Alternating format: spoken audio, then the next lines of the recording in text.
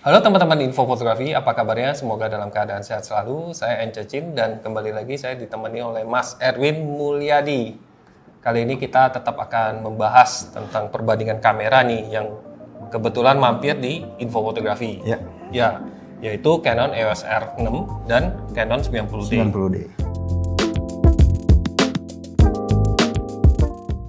Mungkin teman-teman bertanya-tanya, untuk apa kita membandingkan kamera yang harganya terpautnya jauh sekali. Jauh, ya. Hampir 30 jutaan kurang lebih. Wah, luar biasa kan.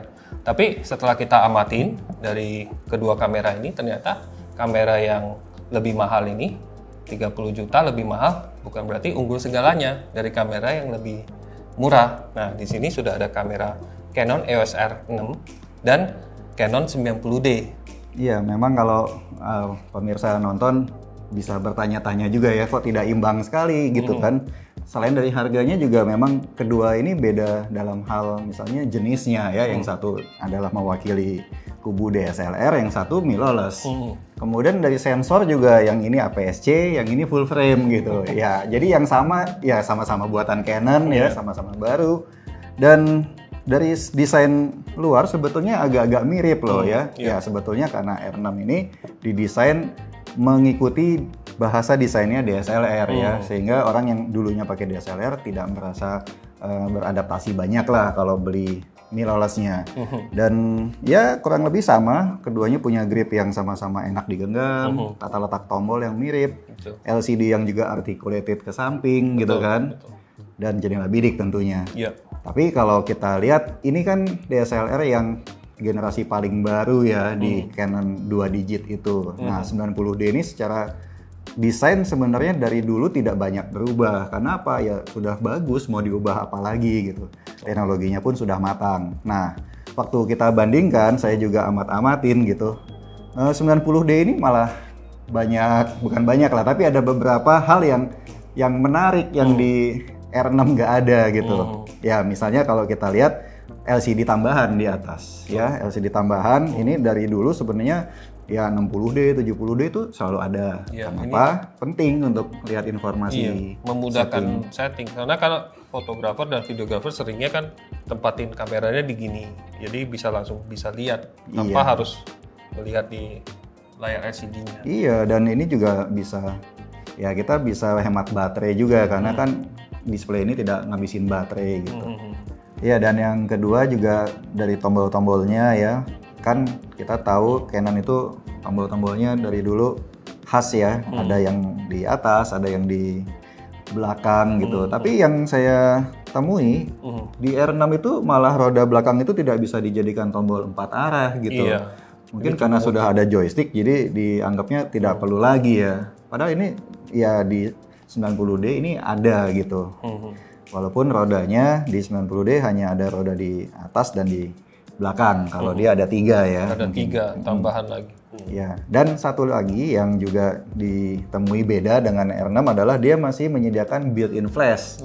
Built-in flash itu ya kalau kita pencet itu dia bisa terangkat. Nah, ini mungkin ya sebagian menganggap ya buat apa gitu ya kan kita bisa pakai external flash. Tapi kecil-kecil gini ini banyak manfaatnya. Misalnya kita flashnya ketinggalan, terus kita butuh fill flash. Bisa diandalkan. Tapi yang lebih penting adalah fitur built-in flash di Canon itu sebetulnya di menu bisa kita jadikan sebagai transmitter ya atau pemberi perintah ke flash eksternal untuk menyala. Jadi wireless dia. Itu kan menarik sekali. Bayangin tanpa pasang trigger dia bisa menjadi pemicu gitu. Betul. Jadi multifungsi juga. Multifungsi. Dan, ya, saya setuju sekali dalam keadaan misalnya saat gelap atau backlight ini built-in flash ini sangat membantu. Sedangkan kalau pakai EOS R6 ini pasti teman-teman butuh flash yang terpisah karena tidak ada built-in flashnya.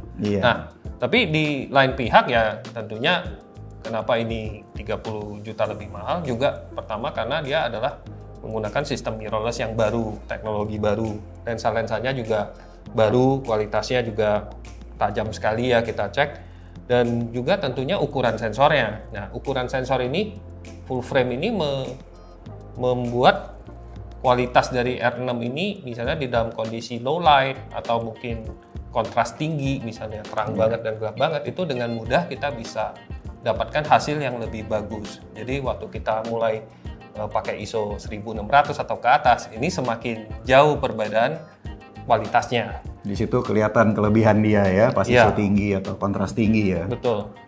Meskipun yang 90D mantap juga ya kalau misalnya kita foto di kondisi yang ideal, karena dia sensornya 32 megapiksel, bahkan lebih banyak daripada yang R6 ini. Jadi teman-teman bisa jadi mendapatkan detail lebih banyak kalau cahayanya cukup atau menggunakan tripod atau segala macam. Iya, selama kita tidak pakai ISO terlalu tinggi ya, dengan sensor yang APS-C, itu kualitas fotonya sebetulnya udah hampir menyamai full frame ya. Betul. Tapi yang kita juga mau catat di sini, umumnya APS-C itu kan megapikselnya sekitar 24. Tapi dia sudah 32, jadi ini bahkan lebih banyak dari APS-C pada umumnya sih. Sesuatu yang juga ya begitu yang ini 20 mega jadi terasa sekali selisihnya ya. Betul. Walaupun 20 meganya dia juga 20 mega yang dari One DX Mark III lah yang kualitas tinggi gitu kan. Betul. Nah terus satu lagi yang saya mau tambahkan ya karena dia DSLR maka dia menggunakan mount DSLR ya, EF itu sehingga kalau kita mau pasang lensa ya tidak usah diragukan, sebenarnya banyak sekali lensa-lensa yang sudah dibuat sama Canon, termasuk lensa EFS, lensa EF ya, termasuk yang L series dan gitu. tidak perlu pasang adapter lagi. Tidak perlu. Sebenarnya teman-teman juga bisa pasang lensa DSLR, cuman masih pakai adapter lagi sih. Jadi seperti itu. Kalau yang ini udah langsung pasang, langsung udah cocok banget lah istilahnya. Nah, tapi yang game changer ya dari R6 ini dan juga R5 adalah dia punya built-in stabilization di body. Oke. Nah, itu yang membuat apapun lensa yang dipasang punya IS atau enggak ada IS-nya, itu semua akan mendapatkan stabilizer. Efek dari stabilizer itu sangat penting bagi kita yang suka motret dalam keadaan yang mungkin agak gelap atau pakai lensa yang panjang, dia lebih stabil saat kita membidik ya. Jadi gambarnya tidak getar-getar seperti itu. Selain itu, yang menurut saya paling dapat manfaatnya dari built-in stabilization-nya di dalam body ini adalah untuk perekaman video. Dimana kalau DSLR, kalau misalnya kita menggunakan digital IS, itu nanti ada cropping-nya dan kemudian juga nggak stabil banget. Jadi dengan adanya 5 axis stabilization yang cukup kuat di sini, lumayan banget bagi teman-teman yang mungkin suka mengambil video-video klip pendek untuk sosial media. Itu kalau kita pegang dengan cukup kokoh, dengan bantuan stabilization, dapat footage yang benar-benar masih nggak shaky. Juga bisa untuk jalan-jalan sedikit ya, misalnya dalam keadaan misalnya jalannya nggak terlalu cepat atau berlari, itu masih lumayan meskipun tidak seperti gimbal yang mulus banget seperti itu, ya kan? Iya sih, tapi kan tetap aja ya, maksudnya pemirsa akan merasa kalau memang 90D ini sudah sebegitu lengkap fiturnya dan harganya itu belasan juta aja gitu, dibandingkan sama yang R6. R6 kan selisihnya 30 juta lebih mahal gitu. Apalagi gitu yang membuat dia itu justify lah, layak dibilang lebih dihargai lebih tinggi dari ini gitu. Jadi saya pikir adalah salah satunya kan ini kan sensornya dari One DX, One DX Mark III itu sangat terkenal untuk fotojurnalistik yang membutuhkan kecepatan kamera dari selain autofokusnya juga kecepatan syuting berturut-turutnya. Syuting continuousnya mengikuti subjek dengan cepat. Selain itu buffernya, nafasnya dia bisa shoot 1000 foto dengan format zero dan itu sangat luar biasa. Jadi kita bisa syuting lebih lama.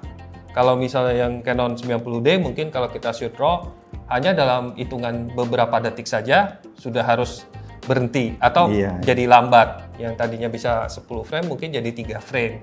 Jadi kalau yang ini kita bisa terus-menerus shoot terus. Dan ini sangat penting bagi teman-teman yang mungkin dokumenter atau sering motret subjek yang bergerak sangat cepat seperti mungkin satwa liar seperti itu. Itu yang mahalnya di situ. Dari dulu kan kita tahu sendiri dari zaman DSLR yang paling mahal bukan berarti yang punya megapiksel tinggi tapi yang punya speed dan di kondisi yang buruk dia masih bisa mengambil gambar seperti itu.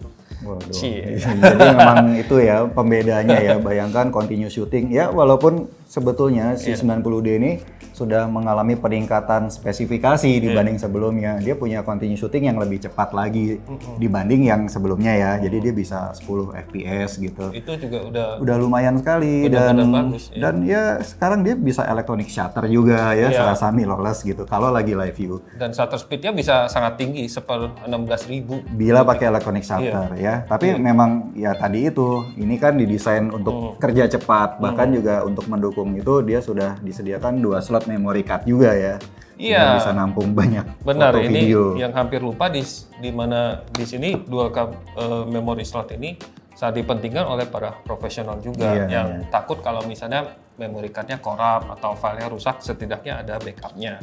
Iya Jadi sih. seperti itu. Jadi memang 90D ini kalau saya lihat yang orang masih agak untuk ambil tuh misalnya profesional ya, masih agak bimbang adalah satu ya memory card-nya, yang kedua dia pengennya di 90D ini juga ada sensor shift kayak yang ini, tapi kan memang nggak ada gitu. Jadi apakah itu justify untuk harganya, itu kan teman-teman yang akhirnya yang menentukan. Tapi yang kita mau tekankan di video ini sebenarnya adalah dengan kamera yang 16-17 jutaan ini juga tidak jelek ya. Bahkan di beberapa poin dia bisa lebih unggul daripada kamera yang lebih mahal ya. Jadi itu aja sih kira-kira yang kita ingin sampaikan. Mudah-mudahan bermanfaat ya info yang kita berikan. Sampai jumpa lagi di video yang lain. Bye bye.